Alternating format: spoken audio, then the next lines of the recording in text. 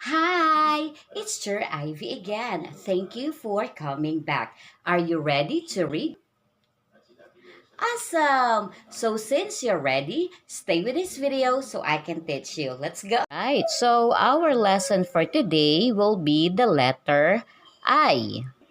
So this is the mommy letter I and this is the baby letter I. Ang sound ng letter I is E. E.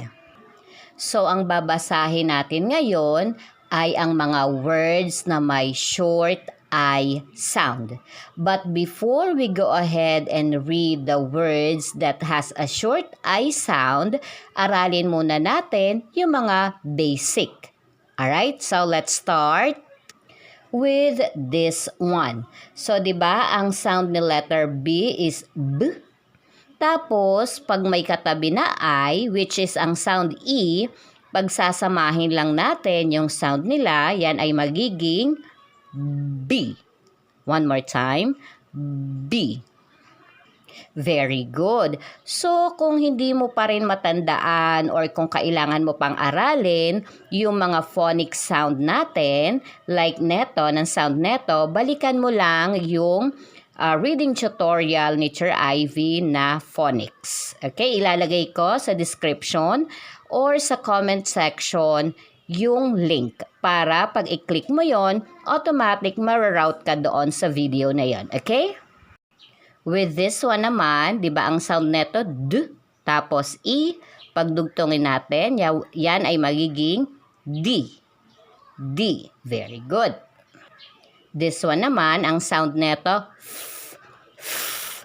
Tapos E, pagdugtongin lang natin, Fi. Fi. Ito naman, ang sound neto G. G. Idugtong mo yung E. So, yan ay G. G. Ito naman, di ba? Hihinga ka. Tapos, idugtong mo yung sound ni E. So, ang basa dyan ay He. He. This one naman, di ba ang sound neto J. J. Tapos, idugtong mo yung sound ni E. So, ang basa dyan ay G. G. Very good. And with this one, K. So, ito, may katabing E. Ang basa dyan ay Ki. Ito naman, baby letter L. Ang sound ni letter L, very good. Yes, that is L. Tapos, may katabing E. So, ang basa dyan ay perfect. Yes, that is Li. Li. Alright, so ito naman, ang sound neto ay very good. Yes, that is M. Tapos may katabing E. Ang basa dyan ay Mi. Mi. Eto, ano nga ang sound neto? Good job. Yes, that is N. Tapos may katabing E. Very good. Yes, that is Ni. Ni. How about this one? Ano ang sound neto? Awesome. Yes, that is may katabing E. Paano ang basa dyan? Very good. Yes, that is P. P.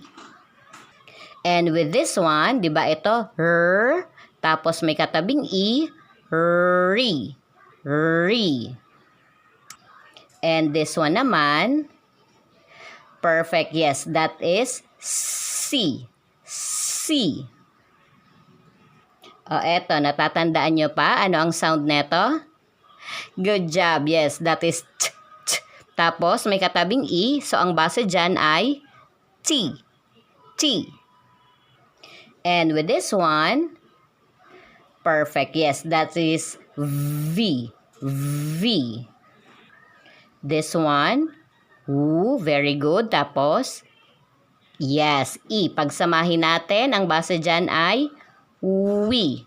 We. And ito naman, ano ang sound nga uli neto?